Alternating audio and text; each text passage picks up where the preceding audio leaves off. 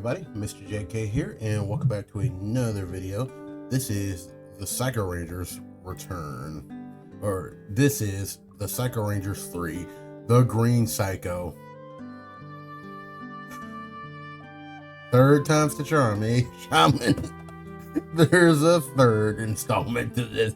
Jesus Christ, this is becoming this is effectively like, if anybody's ever seen the show The Boondocks, this is literally giving me like Stink Meter vibes all over again. It's that one character that always comes back every now and then.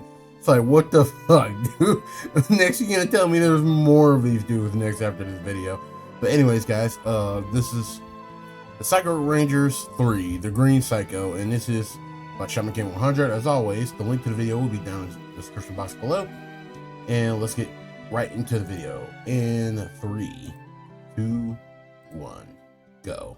The Psycho Rangers, one of the most iconic villain groups of all of Power Clearly. Rangers, facing off against multiple teams of Rangers, and one of the many few that have even killed a Power Ranger. This group of menaces is so wild, we've already had to make 2 videos on them, and today we are doing the third and final one, Christ. as I introduce to you the 6th member of the Psycho Ranger, one more evil than them, and one that killed 2 groups of Rangers by himself. No!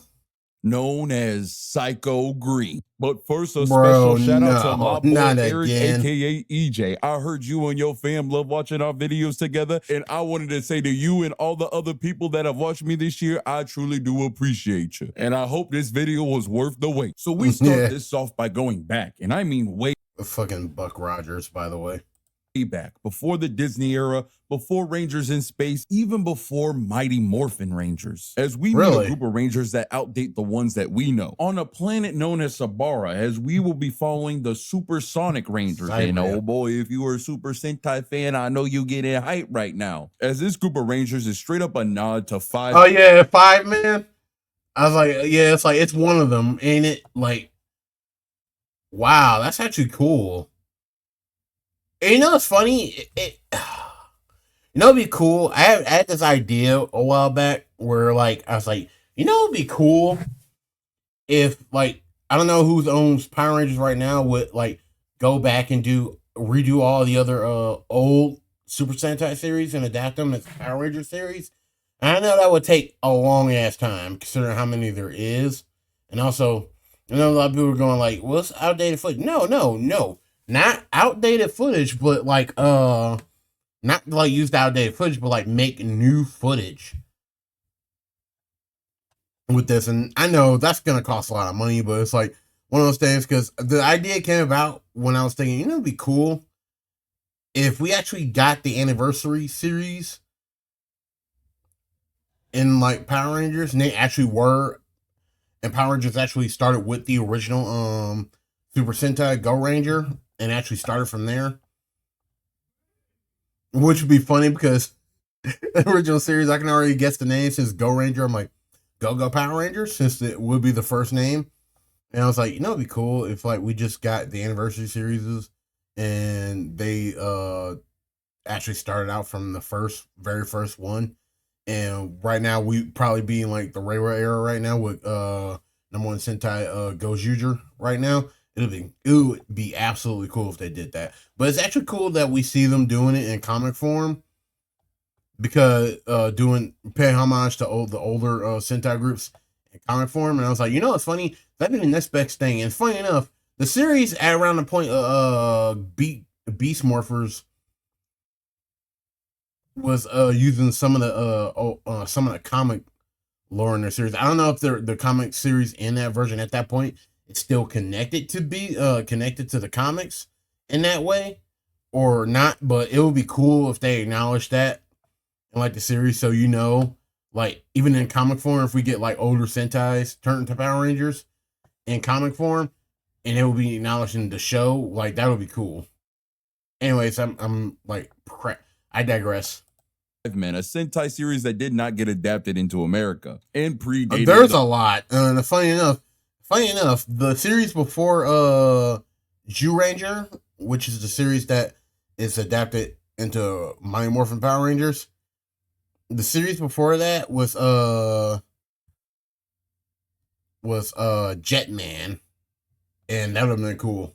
The Mighty Morphin Rangers that we know. You know, I respect the representation. And another cool nod back as we see the Rangers had just finished up a mission that they're all the same race as Trip from Time Force, meaning they all have their own little special power. With the Red Ranger able to see the future and him telling his team after finishing the mission, I've checked the future. There's nothing to worry about. But as the team heads back to base to debrief and talks about their next plan, and while the group is discussing, we can see one character in particular sitting in the back, not truly participating with the team. And this green-haired character is known as Trek, the Sonic Green Ranger, who's very displeased with the team right now as he feels underappreciated. And this fact would be enforced as the Red Ranger tells him, "Team, you're gonna follow me. Trek, stay on the ship." Stay in the ship and do nothing. Again.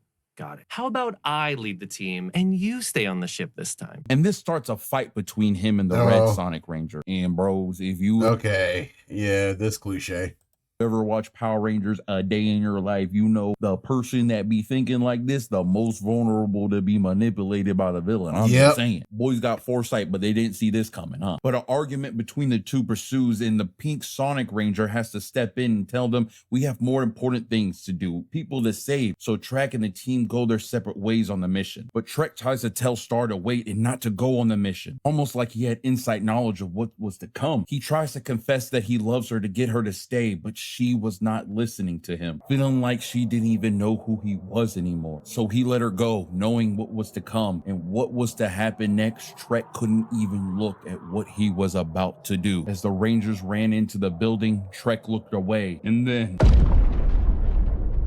the building the Rangers had just went in exploded, destroying what the fuck? Everything. Trek runs out of the ship, seeing the dead bodies of his comrades, and goes to the woman he loves, telling her, "I'm sorry, Star, but you made your choice."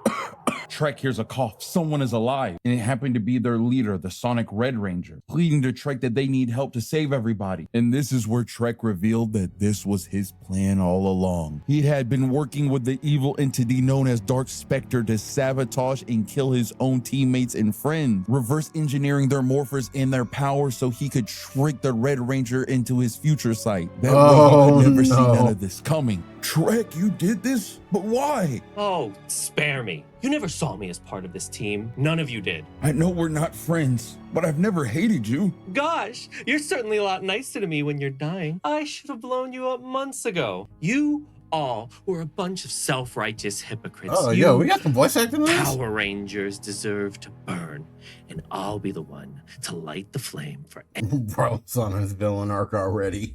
Any team that comes after. Red Ranger tells him while clinging on to life, "I won't let you win. I'll stop you. I swear it." Trek, hovering on top of him, tells him, "Oh, you will. Look into your future, Ace. Tell me what you see." Red Ranger activates his foresight and shock runs across his face while he cries and mutters, I see nothing."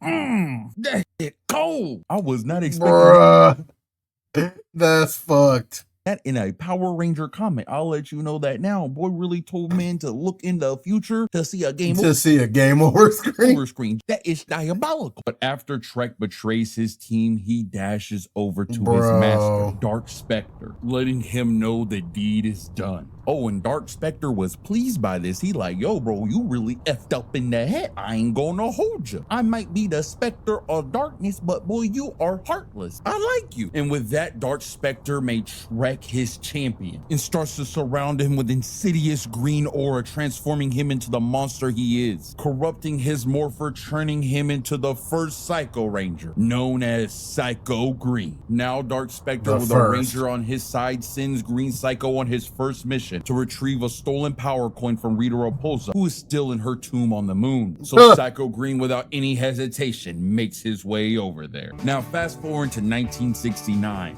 Wow, really? The iconic Woodstock Festival, the premiere of Sesame Street, and as well when America faked the moon landing. Just imagine if I just threw that in there. But fast forward to 1969, America just landed on the moon and the world is in celebration. But the fun times were going to be cut short for some as Green Psycho was burrowing towards the moon to reach Rita Repulsa. Bro, yo, not the Jetsons scooter thing, fucking flying car theme. I mean, flying car sound effect. Same time, Zordon and Alpha 5 are signaled that Psycho Green is on the way there, and they know they need to send their team of Rangers to stop him. Only thing is, however, Zordon hasn't made his team of Rangers just yet. You see, this is decades before the Mighty Morphin team that we know came to be, so Zordon had— Bro, what is that sound effect? I want it. Scrambling, make a team up on the spot. This is an interesting conundrum to see Zordon in and see what his thought process was before the Mighty Morphin. Because instead of getting a group of Rangers or a group of people that knew each other, he just decided to get anyone that fit the bill the best from all over the world who might not even speak the same language as each other and just throw them into combat, which he does. And I'm just wondering what my man's criteria was. Like, tell me if one of these things kind of don't match. So you have Trina, who's a Vietnam War veteran. Then you have Nikolai, who's a KGB intelligence analyst, and you have Jamie, the British singer-songwriter. Like, I don't know, Zordon. I feel like you could have cooked on that pick a little more. I don't know. So imagine the shock of the Rangers being zapped from where they were to a place they don't know, talking to a big floating head in a robot, being told the world is in imminent danger and they need to become something called the Power Rangers, and then be zapped to the moon all in the course of 5 minutes. Yeah, that's a disaster waiting to happen. I'm just saying. But I do have to say that the 1969 Rangers do look clean, being one of the few times we get a red female Ranger, and actually the first time of getting a pink male Ranger, even though he might have not liked the color choice. Pink? Really? Now, Zordon must have thought this was funny to have my boy looking like Cameron and sapped him up to the moon, thinking to let him swap the fit. But while the Rangers— But to be fair, the Yellow Ranger and Jew Ranger was technically male. Are up there, they're in awe in the sight that they're seeing, still taking in what just happened to them in the course of a few moments. But with them arguing with each other and being distracted, they did not notice the big threat behind them. As Green Psycho, looking over them, says, "Rangers," attacking the Black and Blue Rangers. And I ain't gonna lie, my man was saucing them just a little bit, flying across the screen like a DBZ, telling the Rangers straight up, "You should have told Zordon no."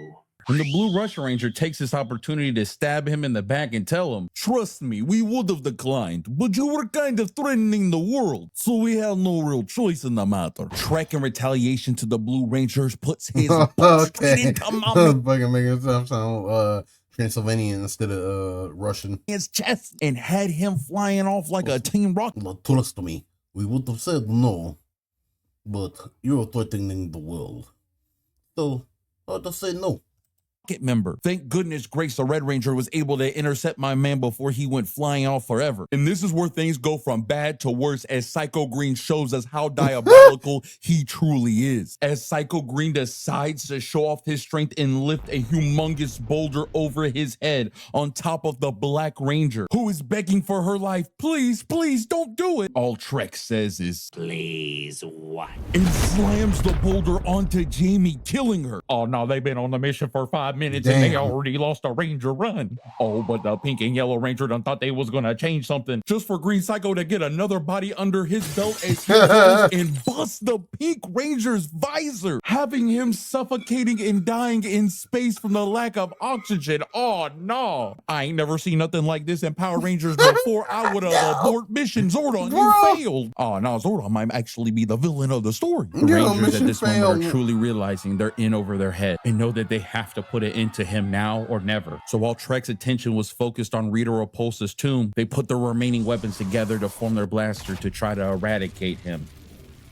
And when they think they succeeded, they hear rumbling in the distance. Green flames, as the Psycho Green had revealed his true monstrous form. Okay, this is bad. The Rangers don't even have their Zords yet. They've only been Rangers for mere moments. How are they supposed to face off against an enlarger on the moon? Luckily, they see the castle that Rita uses as her outpost and see that it's equipped with artillery. And the Blue Russian Ranger knows that he has to make every shot count and tries to go and make the ultimate sacrifice by going head on first against this behemoth, just to get swallowed whole. And the other two Rangers were in total disbelief, thinking this was going to be the end of the world. But while the Blue Ranger was in the belly of the beast, he left a charge from the cannon go off inside of him, eradicating him. The mission may have been completed, but at what cost? The remaining Rangers went back down to Earth to tell Zordon off, saying that he let them go unprepared. And Zordon's really only response to this is, "Sorry, my bad. It was an emergency. You forgive me?" And Grace tells him off like, "You're lucky we're probably going to be able to do good and fix the world with these powers."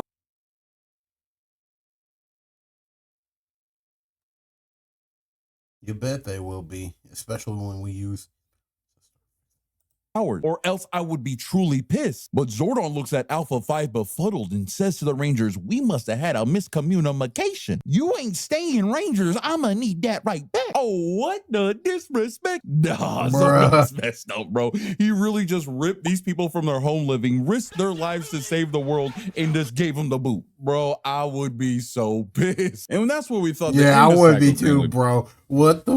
Why would you do that? Bro, why? Be until bum bum bum. Yeah, he survived. He jumps out the moon like a horror movie villain, which is pretty on brand for the yeah. Rangers. I was like, I'm waiting for a sequel to this because, like, I bet you he's still alive. Like, something in my head is like, he's still alive, ain't he? Yep.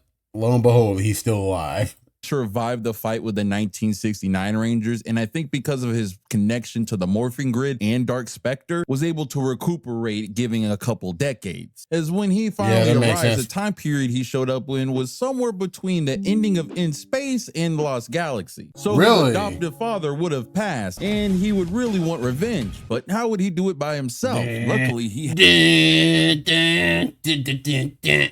had a team of Rangers that were faster than you, smarter than you, stronger than you, but we're evil.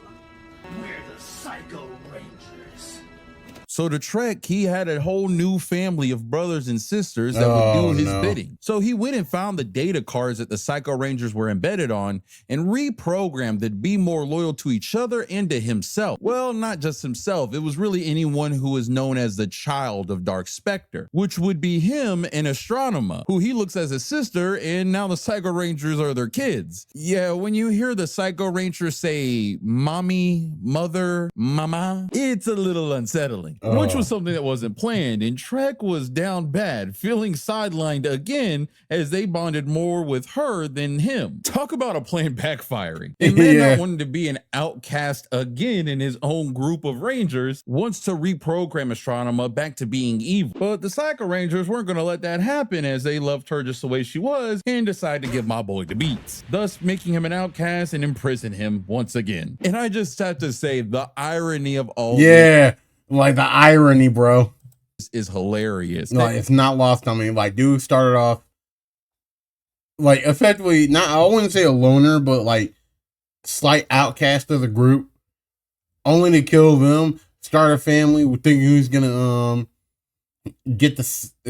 have it be different, only for it to be the same exact thing. That he went and killed his original friend group in Rangers because he felt like an outcast, and then became evil, and then found a new group of Rangers that were just as evil as him and still ended up being an outcast. But I do have to say, it is really interesting to see a actual normal Ranger going into this scent of madness. We don't get to see that much, and it was kind of fun getting to see it with a Psycho Ranger as well, too, and getting to learn more about them. And if it wasn't clear for Trek having to fight the Psycho Rangers, it's because he was so evil, such a horrible person, that he turned the Psycho Rangers, one of the most diabolical teams in all of Power Rangers, into good guys. Yeah, I never thought I would see the day, but I do find it so interesting in this comic to see this team that is usually notable just for fighting the Rangers, just having only hatred in their hearts, and them to actually come together, stand up for themselves, and work as a team to fight against Trek, and wanting more for themselves in a whole, not just to be the guys who fight the Rangers all the time. And I find this such an interesting way to end this saga off, as we have seen this team be born out of hatred, cause problems for so many Rangers, even killing one, to them wanting to be a team and a family of their own. And I just find that so amazing, and that's why I love Power Rangers. That's crazy, man. Like, only for them to, like, well, I wouldn't say be good guys, but like, effectively, if we put them on a morality meter from evil to neutral to good, they would have gone from evil to neutral. You never know what to expect. If you want me to talk about any other comic stories, Power Ranger or otherwise, let me know down below if you enjoyed this type of video. There's one more Ranger one that I've been wanting to cover for so long, but I don't want to do it any injustice. So if you did like this, please like and subscribe and comment down below. And if I see that y'all truly like this, I got y'all. But if you want more Psycho Rangers as well, you can go watch my videos on them. Until then, what's poppin', it's Shaman. Peace. Okay. All right, ladies and gentlemen, without further ado, that is the end of the video. Thank you all for joining me, and I'll see you all next time. Peace.